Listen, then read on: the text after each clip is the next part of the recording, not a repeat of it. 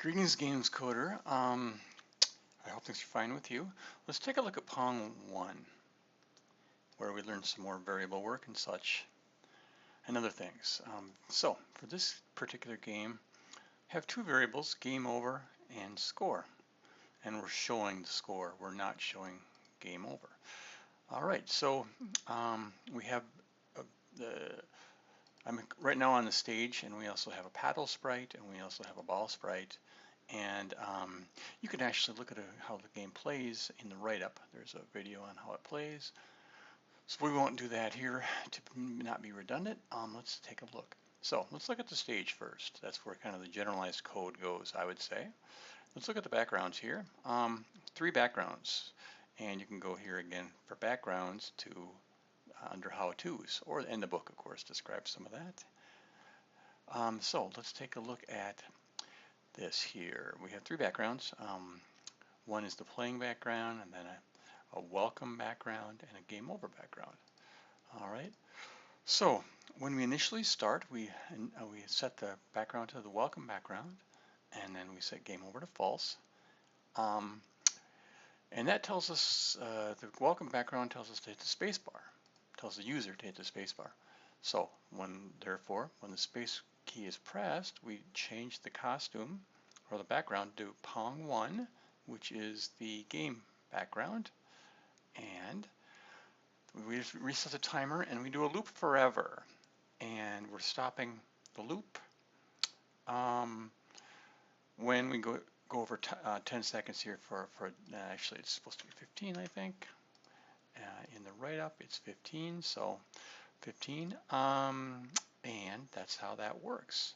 So then what else do we have going on here? We jump over to the, I should say when we broadcast game over, we set the variable to true. We switch the costume to game over, and we stop all scripts running. Let's look at the other sprites here. The paddle has a very small set of code there, and it actually just loops forever when the space key is pressed, and it just follows the mouse. It sets X to the mouse, so that paddle is just going to, the X value, I should say, which is this direction here, right, is going to follow the mouse. All right, and then what else do we have here? One more sprite. We have the ball. And that's where a little bit bigger script is, and in future assignments, we'll learn how we can shorten this up into pieces using functions, not have so much in one big blob. This is really more than I like to see, but we're learning, so we haven't gotten into functions yet. So initially we set the ball into a position, a high position up here. We set its size up to 50%, and then we point in a random direction, downward direction, and we do another forever loop here. If the game is over, if that variable game over, if that is true, we're going to stop the script, just stop it running. All right, so we move 10 steps. We're going to move down, and then if we're touching the paddle, we check, we do a sensory check here. If we're touching the paddle, we increase the score by 1, and then we reverse our direction, so we go back upward, and we move 10 steps.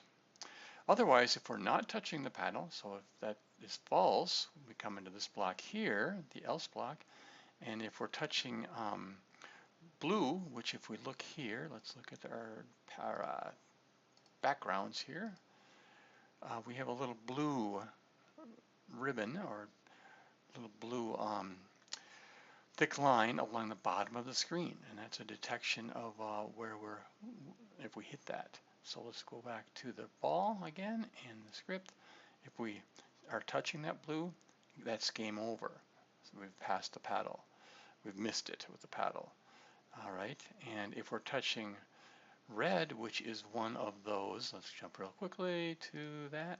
It's one of those little balls on the screen. If we touch one of those two, then let's go back to the script. Then we increase the score by 5. We get 5 points for that, or the user gets 5 points for that, we should say. And then again, we reverse the direction and move.